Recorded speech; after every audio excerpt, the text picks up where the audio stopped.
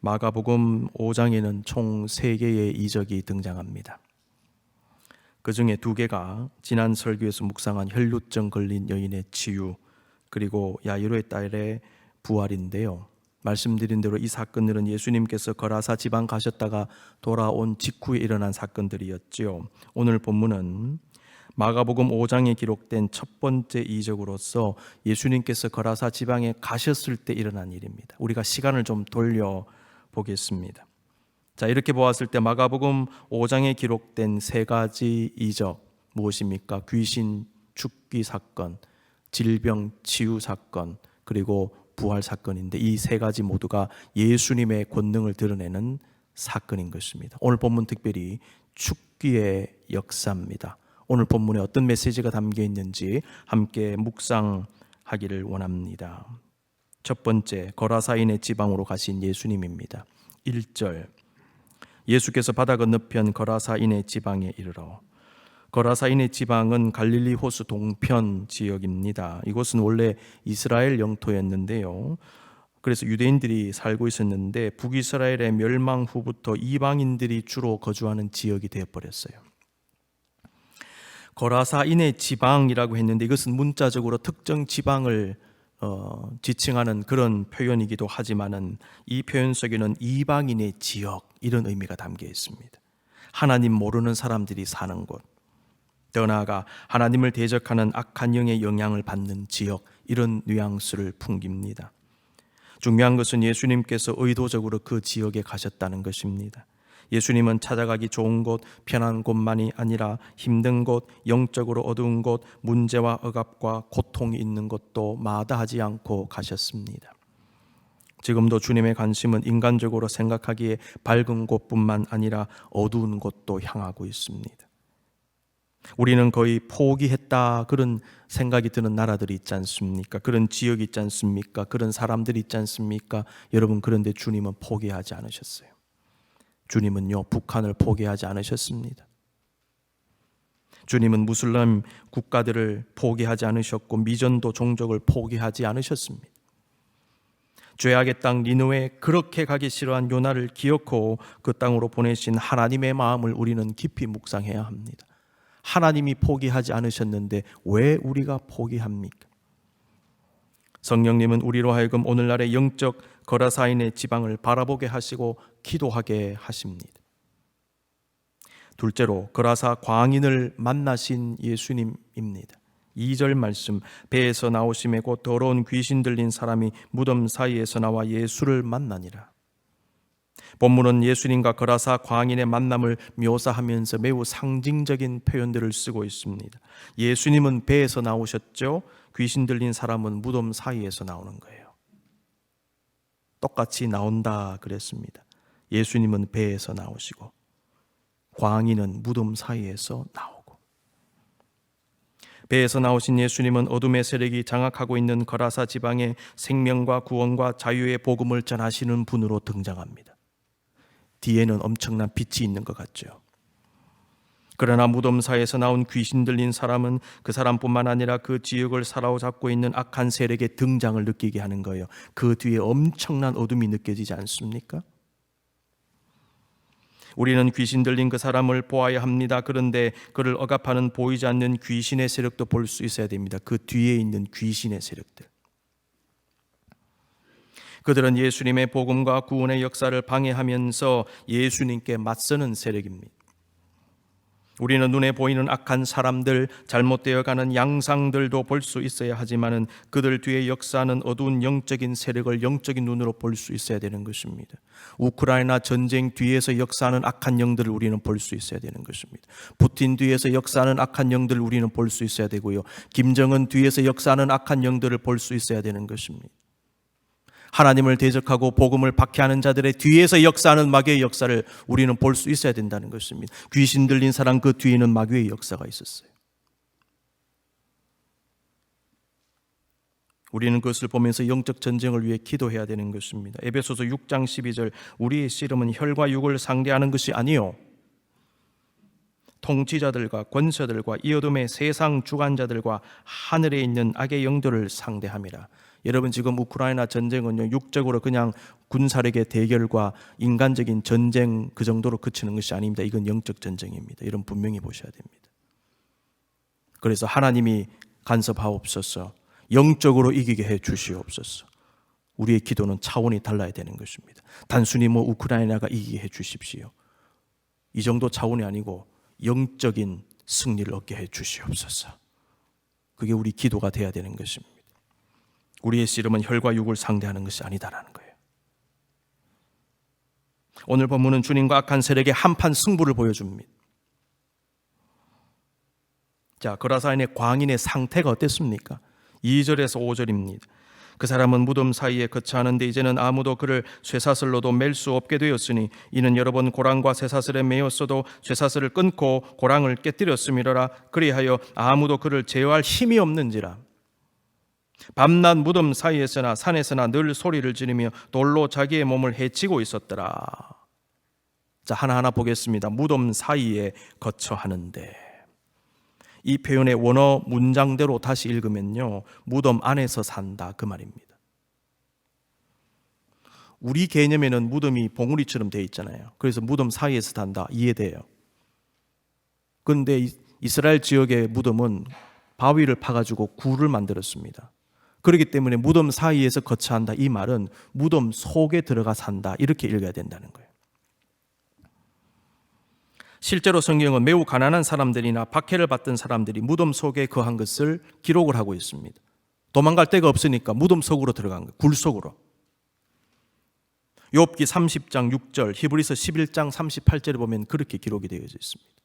여러분, 카타콤도 무덤이었지 않습니까? 카타콤 가보셨습니까? 그 무덤입니다. 시체들하고 같이 살았어요. 이사야 65장에는요, 죄악된 이방 백성들에 대해 기록하면서 그들이 무덤 속에 거한다라고 기록하고 있습니다.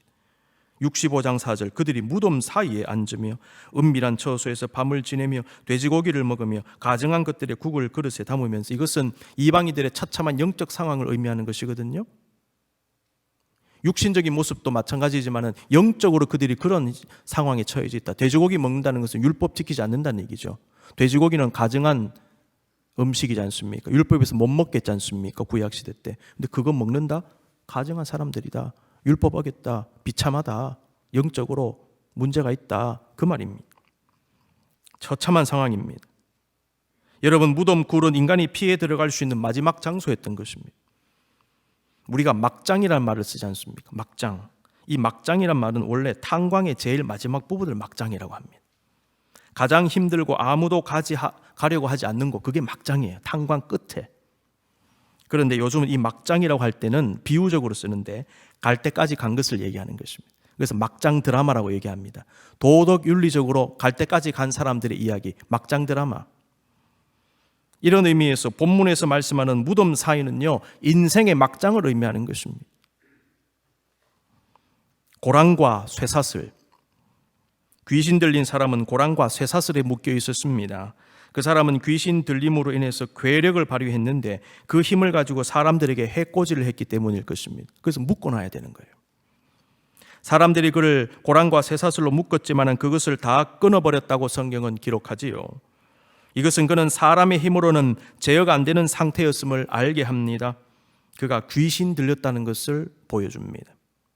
아무도 그를 제어할 힘이 없는지라 예수님께서 그를 찾아가신 이유 중에 하나는 예수님 외에는 그 사람을 통제할 수 없었기 때문입니다.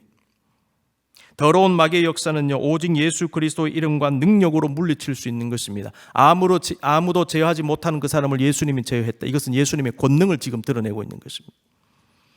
여러분이요, 더러운 마귀의 역사 예수 그리스도 이름으로 물러갈 것입니다. 여러분, 예수님의 이름을 믿고 부르십시오. 악한 것들이 물러갈 것입니다. 늘 소리 지르며 돌로 자기의 몸을 해치고 있었더라. 괴성을 지른다는 것은 그 사람의 괴로움을 표출하는 것이고요, 악한 영들의 광기 어린 의사 표현으로도 볼 수 있어요. 광인이 지르는 괴성은 그가 지옥 같은 상황에 있었음을 보여주는 것입니다. 사람이 너무 괴로우면요, 괴성을 막 지르지 않습니까? 그 사람이 돌로 자신을 자해했다 그랬습니다. 사람이 마음이 병들면 자기 몸을 손을 댑니다. 죄악으로 본성이 뒤틀린 인간은 남을 공격하고 해롭게 하지요. 그런데 더 뒤틀리면요, 자기 몸을 해해요. 그래서 자해합니다. 극단적으로는 자살하는 거예요. 혹시 자해하고 싶은 마음이 들거나 더 극단적으로 자살의 충동을 느낀다면 절대로 그냥 있으면 안 됩니다. 여러분 반드시 주변 사람에게 도움을 요청하십시오. 일반 정신분석학에서는 귀신 들림을 인정하지 않습니다. 기독교에서 말하는 귀신 들림을 정신분열증 혹은 조현병, 스키조프리니아 이렇게 말합니다. 그건 귀신 들림이 아니고 정신분열증이다, 그렇게 얘기해요. 일반 정신분석학에서는요. 자, 오늘 정신분열증에 대해서 간략하게 한번 말씀드리겠습니다. 10대 후반에서 20대 나이에 시작이 된대요. 만성적으로 계속 진행이 되는데요. 정신적 혼란을 경험하고 현실과 비현실을 구분하는 능력을 상실합니다. 그래서 칼부림을 막 하는데 자기 눈에는 누가 자기를 찔러 죽이려고 하는 게 보이기 때문에 칼을 휘두르는 거예요. 이 현실과 비현실을 구분하지 못하기 때문입니다. 100명 중에 1명이 걸리는 흔한 질환입니다. 제가 이거 보고 깜짝 놀랐어요. 100명 중에 1명입니다. 의외로 많습니다. 사람마다 정도의 차이는 있지만요. 조현병은요, 유전적 경향이 있다고 합니다. 일반인이 걸릴 확률은 1%인데 100명 중에 1명이니까 부모나 형제 중에 한 사람이 정신분열이 있을 경우에 발병률이요 5%에서 10%로 봅니다. 가족 중에 정신분열이 있다고 다른 가족이 다 걸린다는 말은 아닙니다. 안 걸릴 가능성도 상당히 높고요, 정상적인 분들이 많아요. 그런데 가족 중에 있으면 확률상 5%에서 10%. 정신분열 증상이 있습니다. 환청, 환각, 망상, 이상행동, 횡설수설입니다. 남은 안 보이는데 보인다, 안 들리는데 들린다, 망상이 계속된다. 여러분 빨리 병원 가셔야 돼요. 진단받으셔야 됩니다. 이게 대표적인 증상입니다. 감정이 메말라지고요, 말수가 급격히 줄어들고 흥미나 의욕이 없고 대인관계가 다 파괴됩니다. 왜? 소통이 안 되기 때문에. 정신분열증 환자는 자신만의 생각에 사로잡혀 있기 때문에 다른 사람들의 말에 귀를 기울이지 않습니다. 자기 생각에 빠져 있는 거예요. 대화의 내용을요, 이해를 못해요. 쉽게 산만해지고 집중을 잘 못하는 경향이 있습니다. 이야기를 하는 걸 들어보면 말에 핵심이 없고요, 말이 서로 연결이 안 됩니다. 대화 중에 갑자기 다른 얘기를 하기도 합니다. 그리고 상황에 맞지 않게 갑자기 막 웃거나 갑자기 막 울기도 하고요. 어떤 때는 정상적인 감정 표현을 못하고 무표정한 표정으로 그냥 그대로 있기도 합니다. 다른 사람 다 웃는데 자기는 표정이 무표정한 거예요. 이런 현상. 거라사 광인은 일반 정신의학적 소견으로 볼 때 정신분열증으로 진단이 가능합니다. 그와 함께 성경 말씀대로 실제로 귀신 들림의 고통을 당했음을 알 수 있습니다. 기독교 상담 심리학자인 이관지 교수에 따르면 거라사 광인은 정신분열증과 함께 귀신 들림 현상을 같이 가지고 있었던 것으로 분석을 합니다. 그 사람이 괴력을 발휘했다는 기록이 있죠. 군대 귀신의 정체, 그리고 돼지떼의 몰사, 이런 부분들은요, 악한 영들의 실체를 드러냅니다. 본문의 주인공은 귀신 들림이 있기 전부터 어린 시절에 생긴 정신분열증을 이미 알아왔던 것으로 추정이 되고 어떤 시점 이후에 귀신에게까지 사로잡히게 된 것으로 추측해 볼 수 있겠습니다. 우리가 사람의 정신질환의 문제에 접근할 때에 정신의학을 굉장히 존중을 해야 됩니다. 그와 함께 성경의 말씀에 근거하여 악한 영의 역사도 우리 크리스찬으로서 염두에 두고 균형 감각을 가지고 접근해야 됩니다. 무조건 귀신 들렸다, 문제가 있고요. 무조건 정신의학적으로만 접근하고 영적인 접근 배제한다, 이것도 문제가 있습니다. 지혜로운 분별을 통하여 의학의 도움을 받을 것은 충분히 받고 상담 치유도 행하고 그 다음에 성령의 영적 치유도 기도하면서 조화롭게 접근을 해야 합니다. 거라사 광인의 모습은 우리도 다양한 종류의 심리적인 문제, 성격 장애, 편집 불규칙증 등등의 정신질환, 귀신에게 사로잡히듯이 붙잡히는 중독과 같은 문제들로 인하여 고통당할 수 있음을 보여주는 것입니다. 여러분, 지금 우리의 마음은 어떠합니까? 나는 지금 무엇에 사로잡혀 있습니까? 나의 마음을 힘들게 하고 짓누르는 것은 무엇입니까? 세 번째, 예수님 앞에 엎드린 광인의 모습이 나오죠. 6절, 7절입니다. 그가 멀리서 예수를 보고 달려와 절하며 큰 소리로 부르짖어 이르되 지극히 높으신 하나님의 아들 예수여, 나와 당신이 무슨 상관이 있나이까? 원하건대 하나님 앞에 맹세하고 나를 괴롭히지 마옵소서 하니. 이 구절을 볼 때 광인을 사로잡고 있던 귀신들이 먼저 예수님 알아보고 달려와 절한 것처럼 보이죠? 아닙니다. 사실은요, 예수님께서 먼저 그들에게 나오라고 명령하셨기 때문에 달려온 거예요. 8절, 이는 예수께서 이미 그에게 이르시기를 더러운 귀신아 그 사람에게서 나오라 하셨습니다.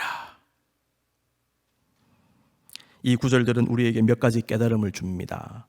귀신들은 지극히 높으신 하나님의 아들 예수여라고 말하면서 예수님의 정체를 고백을 해버렸어요. 당시 유대인들은 예수님을 하나님의 아들이시며 그리스도라고 인정하지도 않고 믿지도 않았는데 귀신들은 알아보고 고백했다는 것, 이 자체가 메시지가 됩니다.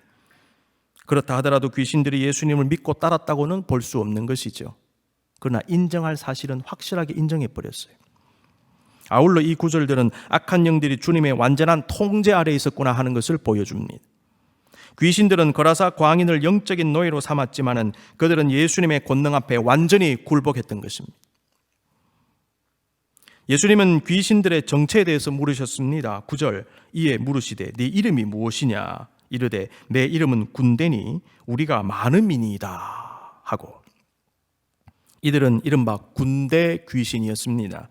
군대라는 말의 원어를 보면 레기온이라고 되어 있는데 이 레기온이라는 말은 라틴어에서 나온 헬라어입니다. 6,000명 정도의 로마 보병 군단을 의미한대요. 이 레기온이라고 하면. 레기온이라는 말은 광인을 사로잡은 귀신의 세력이 그만큼 강력하다는 것을 상징해 줍니다. 귀신은 자기를 그 지방에서 내보내지 마시기를 강구했죠. 10절 말씀. 군대 귀신은 자기가 영적으로 장악하고 있는 곳의 지배권을 포기하기 싫어합니다. 지금도 악한 세력은요, 자신들의 영향력, 지배권, 통치권을 포기하지 않으려고 합니다. 끝까지 잡으려고 해요. 세계 곳곳을 한번 보시기 바랍니다. 오늘 본문에 나오는 군대 귀신의 욕구를 그대로 발견할 수 있습니다. 어둠의 세력들은 자신의 영역에서 떠나려고 하지 않습니다. 이게 속성입니다. 성도는 이러한 어둠의 세력과 영적으로 맞서 싸워야 하는 것입니다.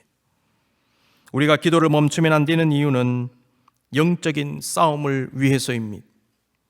개인적으로도 나의 영혼과 내 마음의 어떤 부분과 나의 삶의 영역에 어둠의 영들이 영향력을 미치지 못하도록 해야 합니다. 여러분이 우리의 존재는 오직 성령님으로 충만해야 되는 것입니다. 충만의 의미가 무엇인가? 충만하면 다른 것이 못 침범하는 것입니다. 충만하지 않으니까 침범하는 거예요. 그래서 성령 충만을 기도하라는 것입니다. 에베소서 5장 18절 말씀, 술 취하지 말라 이는 방탕한 것이니 오직 성령으로 충만함을 받으라. 술 취했다는 것은 술이 점령했다는 것이지 않습니까? 왜 쓸데없는 것이 점령하게 하느냐? 성령 충만을 받으라. 성령 충만으로 이겨야 한다 라는 것이죠. 네 번째, 돼지 2,000마리에게로 들어간 군대 귀신입니다. 광인에게서 나오라는 명령을 들은 군대 귀신은 주변에 있던 2,000마리나 되는 돼지 떼에게로 들어가게 해주십시오. 이상한 부탁을 했습니다.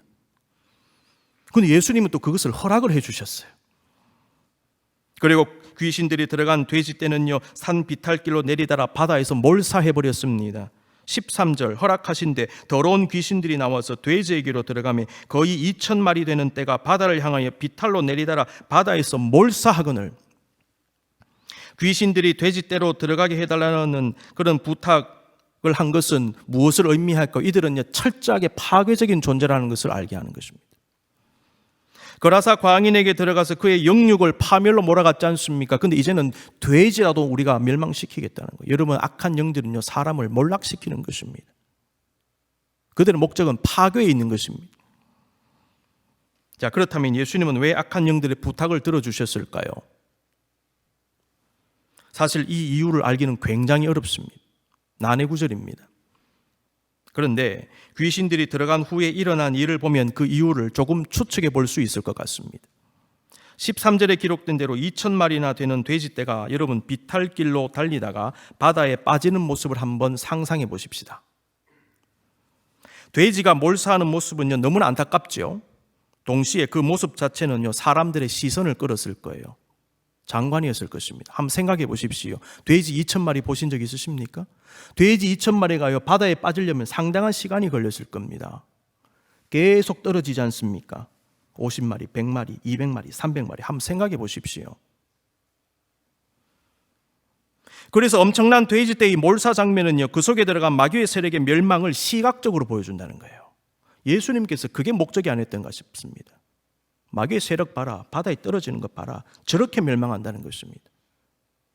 마치 무저갱으로 들어가듯이.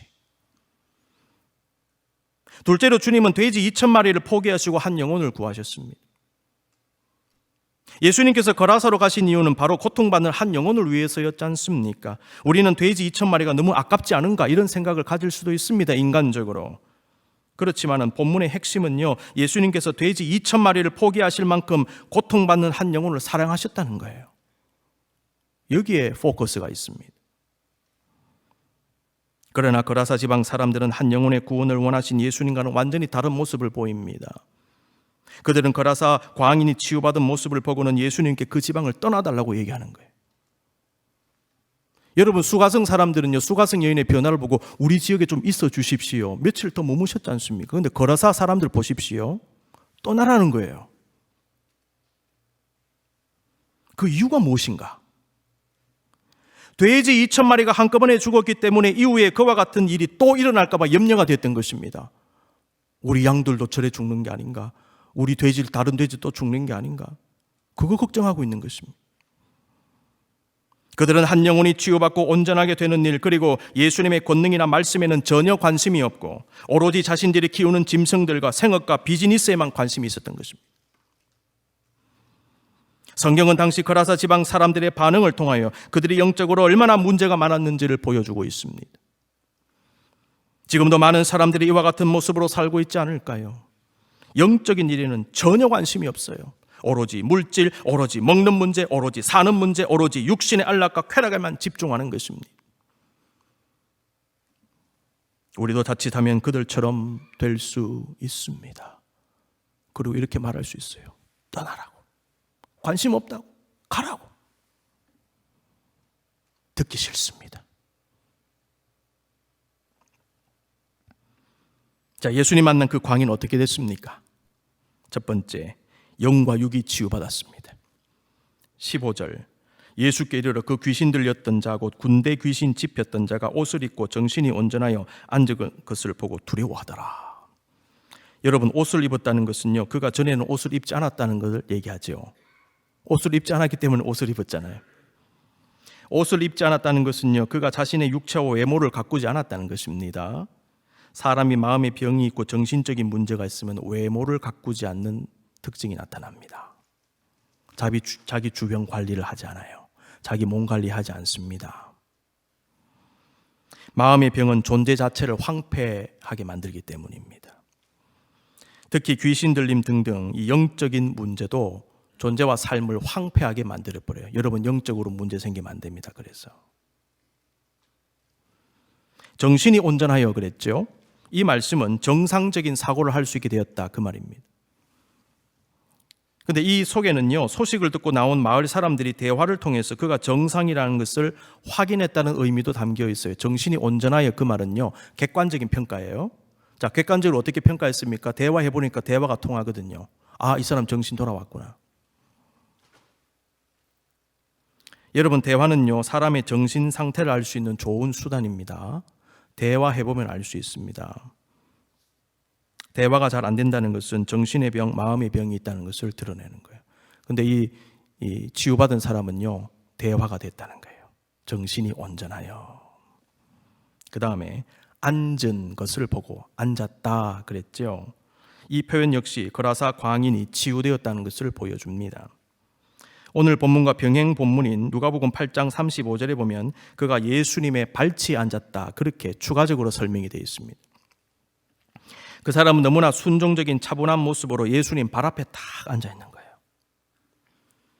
근데 이게 왜 중요할까요? 이 사람은요, 자기를 제어하지 못하던 사람이었지 않습니까? 쇠사슬에 매여 있던 사람이었잖아요. 미쳐 날뛰던 사람이었다는 거예요. 그런 사람이 예수님 발 앞에 너무나 순종적으로 앉아 있는 모습, 엄청난 변화인 것입니다. 여러분이요, 내면의 문제가 심할수록 외부적 통제가 필요하게 됩니다. 내면이 건강할수록 자기가 자신을 통제하게 됩니다. 이게 굉장히 중요합니다. 자기 통제력은요, 성숙과 미성숙의 척도가 되는 것입니다.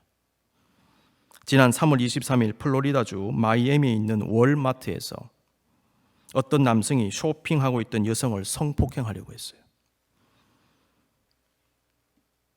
그러다가 주변에 있던 장정 세 사람이 그것을 보고 막 뜯어 말리고 제어를 시켰습니다.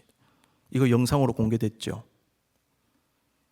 후미진 것도 아닌 수많은 사람들이 쇼핑하고 있는 월마트에서 단순한 추행도 아니고요, 성폭행을 시도한 그 사람은요, 자기 통제가 안 되는 사람으로 볼 수 있어요. 이게 정상적인 상황은 아니지 않습니까? 마트에서 자기 제어가 안 되니까 결국 다른 사람이 제어하는 것입니다. 거라사 광인이 같은 상황 아닙니까? 자기가 제어가 안 됐잖아요. 그러니까 쇠사슬로 묶어버리는 거예요. 그러나 치유받은 후에는 아무런 통제가 없어도 예수님 앞에 차분하게 앉아 있습니다. 이것이 바로 치유받은 사람의 모습입니다. 내면이 건강한 사람의 모습입니다. 나의 내면이 건강하지 않고 문제가 많을수록요, 내가 제어가 안 될 것입니다. 여러분, 나는 육신을 제어함으로 예배생활, 말씀생활, 기도생활, 영적인 삶에 헌신할 수 있습니까? 자기 육체가 제어 안 되면요, 예배 못 드립니다, 여러분. 이런 의미에서 여러분, 성령님 은혜 가운데 제어하셔서 이 자리에 나오신 거예요. 육체가 하고 싶은 것이 많기 때문에, 욕망이 많기 때문에 이게 제어가 안 되면 예배 자리 못 갑니다. 기도 못 합니다. 찬양을 못 드려요. 말씀이 집중이 안 되는 거예요. 문제가 있는 거죠. 육신을 제어하지 못하면 영적인 삶을 살지 못할 것이다 라는 것입니다. 나는 다양한 충동과 습관과 버릇과 중독성과 성격과 기질과 생각들을 다스릴 수 있습니까? 만약 못 다스린다면 문제가 있습니다. 우리는 이 부분을 주님 앞에 내어놓고 성령님의 도움을 구해야 합니다. 거라사 광인을 치유하신 주님은 우리의 영혼과 육체도 치유해 주실 것입니다. 자기 통제가 가능한 사람으로 바꾸어 주실 것입니다. 그 속에서 평강이 임할 것이고요, 평정을 누리게 될 것입니다. 그러니까 예수님 앞에 다소곳이 앉아 있을 수 있게 되는 거예요. 두 번째, 관계의 치유입니다. 예수님께서 다시 배에 오르셨을 때 치유받은 사람이 주님, 제가 주님과 좀 같이 있고 싶습니다, 부탁을 드렸어요. 근데 예수님 허락을 안 하시는 거예요. 가족에게로 돌아가라. 18, 19절, 예수께서 배에 오르실 때 귀신 들렸던 사람이 함께 있기를 간구하였으나 허락하지 아니하시고 그에게 이르시되 집으로 돌아가 주께서 내게 어떻게 큰 일을 행하사 너를 불쌍히 여기신 것을 네 가족에게 알리라 하시니. 이 말씀 속에는 관계의 치유를 바라는 주님의 뜻이 담겨 있습니다. 거라사 광인이 정신병과 귀신 들림으로 무덤 속에서 살고 있었다는 것은요, 그가 사람들과의 관계, 특히 가족과의 관계가 완전히 파탄났다는 것을 말해주잖아요. 모든 사람들이 사실상 그를 포기하고 있었습니다. 가족들도 포기했어요. 그는 철저히 버림받은 사람이었습니다. 그는 주님과 함께 있기를 간절히 원했지만은 예수님은 그로 하여금 가족들과 사람들과의 관계를 치유하고 회복하게 하신 것입니다. 여러분, 내적 치유는요, 관계 치유로 이어지고 관계 치유가 될 때에 행복한 삶을 얻을 수 있다는 점 다시 강조드립니다. 본문 깊이 묵상해 보십시오. 가족에게로 보내신 예수님. 마지막 세 번째, 주님을 증거하는 사람으로 바뀌었습니다. 예수님께서 치유받은 그 사람을 마을로 돌려보내신 또 하나의 이유는 자신을 치유하신 예수 그리스도를 증거하게 하시려는 이유였습니다.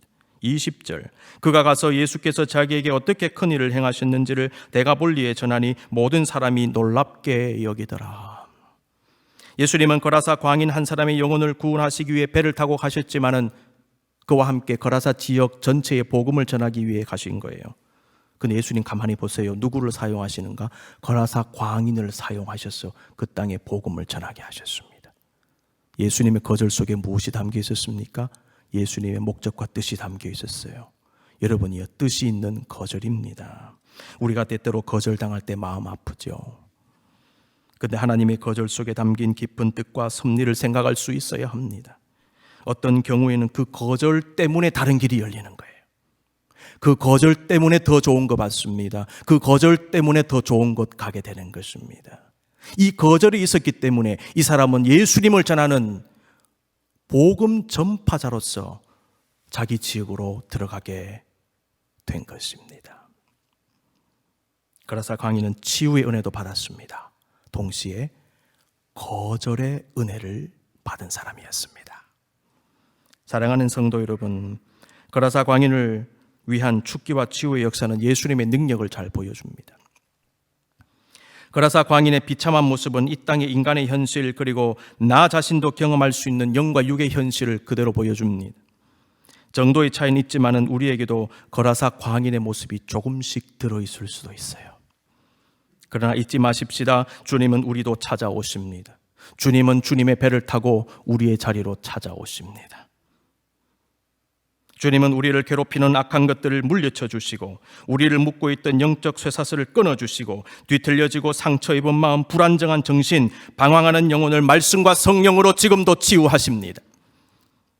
그리고 벗어 던졌던 인격의 옷을 다시 입게 하시고, 소용돌이치던 생각을 가다듬게 하시며, 미칠 것 같은 마음의 바다를 고요하게 하시고, 주님 발 앞에 차분하게 앉아 주님 바라보게 하시는 거예요. 그리고 깨어진 주님과의 관계, 사람과의 관계를 회복하게 하시고, 나의 삶의 자리에서 주님의 사명을 감당하게 하십니다. 그렇습니다. 주님은 우리의 한숨과 탄식을 바꾸어 기쁨과 감사와 찬양의 숨을 쉬게 하십니다. 이 놀라운 치유의 역사가 저와 여러분 모두에게 함께 하시기를 간절히 기원합니다.